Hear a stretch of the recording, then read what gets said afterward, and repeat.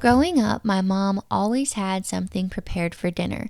Each and every night, we would sit down together and have a family meal. Some of my most favorite meals are traditional Southern favorites: pinto beans and cornbread, fried potatoes and corn fritters, garden fresh green beans, creamy mashed potatoes, homemade macaroni and cheese, and the list goes on and on. Now that I'm the one preparing the meals in my own home, these are the dishes I include in our family meals quite often. I'm not sure if it's the comfort of the food itself or the comfort of the tradition and memories made surrounding these foods that brings warmth to my heart, but I'm sure it's both. I know that throughout my lifetime, I'll continue to cherish these traditional Southern dishes, and I hope to continue to pass them on to my children and grandchildren and my friends here on this channel. If you grew up eating any of these dishes or a variety of these dishes, or you're eating these and you make them in a different way, please let me know in the comments below. Or if you have a family favorite dish that you want to share with us, let us know what it is. A sweet friend of mine and I got caught up talking about chow chow relish, strawberry jam, and growing our gardens the other day. I've said it before, but food just brings people together. Whether it's surrounding a dinner table or through conversations with each other, food brings back sweet memories and traditions for us all.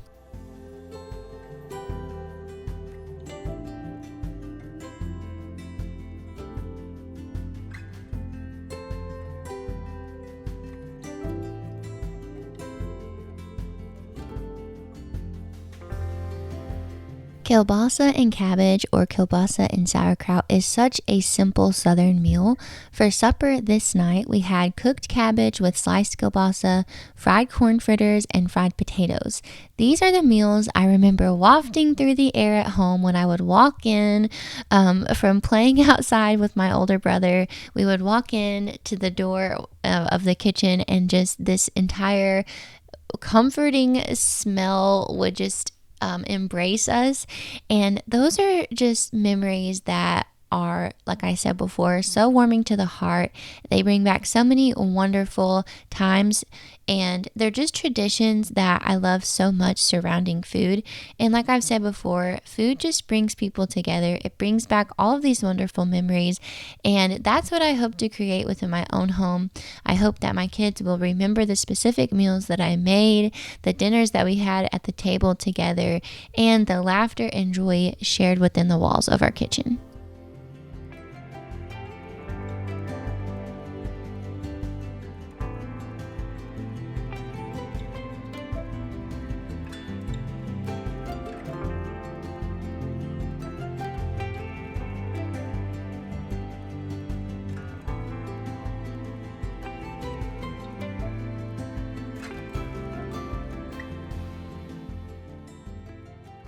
When I'm wanting to change up my cornbread, I always like to do cornbread fritters, or when I need to get cornbread done quickly. So I'll toss together a traditional cornbread mix and add in some seasonings, add in some cheese. Sometimes I'll do a little onion or green pepper, and I'll fry it in a little bit of oil in the cast iron skillet, just like you would if you were making a pancake. These are so delicious because they're like a mixture between cornbread and a hush puppy and it's just so delicious. They're fried. I mean, you can't go wrong anytime something is fried, but dipping these in the juices of the cooked cabbage and kielbasa, just letting it sit there and soak that up. I mean, even layering, maybe putting this at the bottom of your plate and layering the cooked cabbage and kielbasa on top of it, or eating it on the side, or soaking them in like if you're making soup beans or pinto beans, soaking these in the beans, they're just so delicious. If you've never made a fried cornbread fritter, they're so simple. Just mix together a cornbread recipe like you would any other cornbread you were making, and then just fry it like a pancake, like I said, in the cast iron. They're so yummy, and these are a big hit with my kids too. Sometimes they won't eat just traditional cornbread, but they will definitely eat a fried cornbread fritter.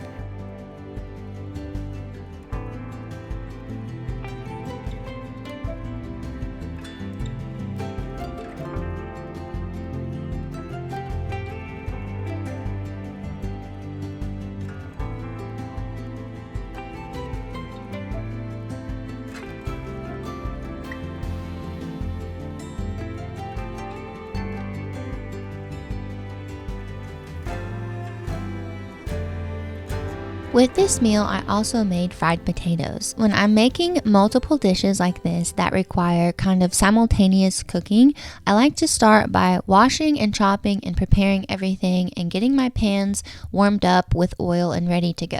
Then I add everything in at once, but for the corn fritters, I fry those while everything else is cooking so that I can get everything done at around the same time. It's not always perfect, but using the electric skillet really helps me when I'm making multiple fried things like the fritters and the fried potatoes for a single meal. I grew up eating fried potatoes quite often, whether they were with a sausage biscuit, gravy for breakfast, or a fried pork chop with macaroni and cheese for dinner. We had them pretty frequently. I've also mentioned that most all of the time, I do also cook a form of potato with most of our dinners. So whether it's a mashed potato, fried potato, roasted potato, all I really have to say about that is that we must really like potatoes in my family, because my mom does that, I do that, I'm pretty sure my brother does that. So we just really like potatoes. That's all I've got to say.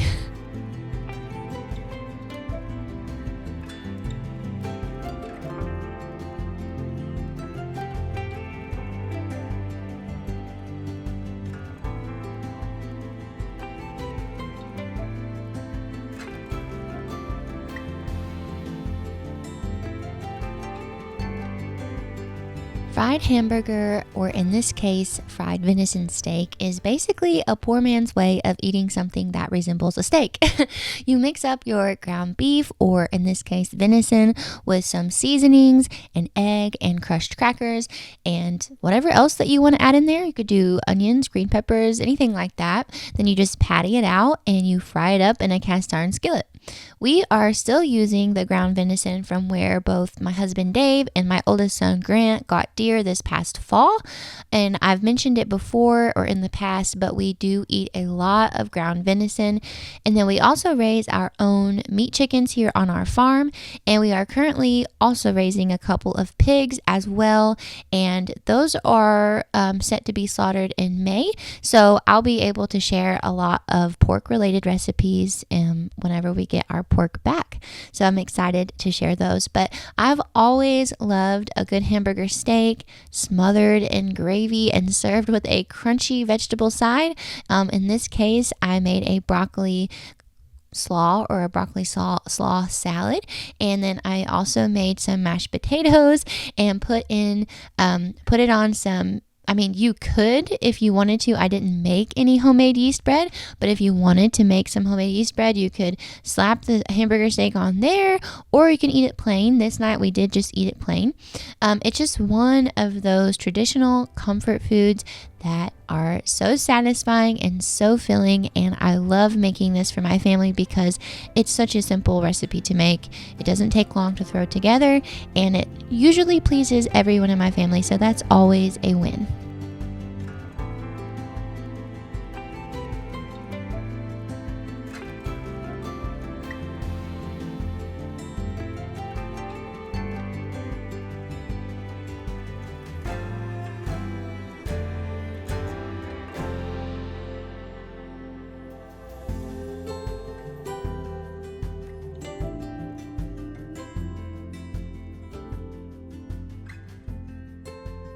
I really love making homemade gravy. It is just one of those simple additions to any meal that can help stretch the food a little bit further. It helps cut down on waste by using the leftover drippings from frying, and it requires such minimal ingredients. The fat from frying, the flour, and milk, and it is so filling and satisfying.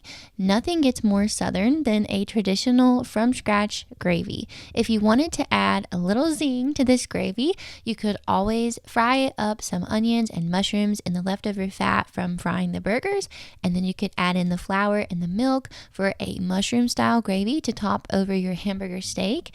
For this night, I just kept it simple and did this classic brown gravy, whichever way that you choose to do it, dipping a freshly sliced piece of yeast bread in this gravy, or covering your mashed potatoes in it, or slathering it on top of your hamburger steak. It will fill your belly and make you feel all warm and fuzzy inside, and that is the goal.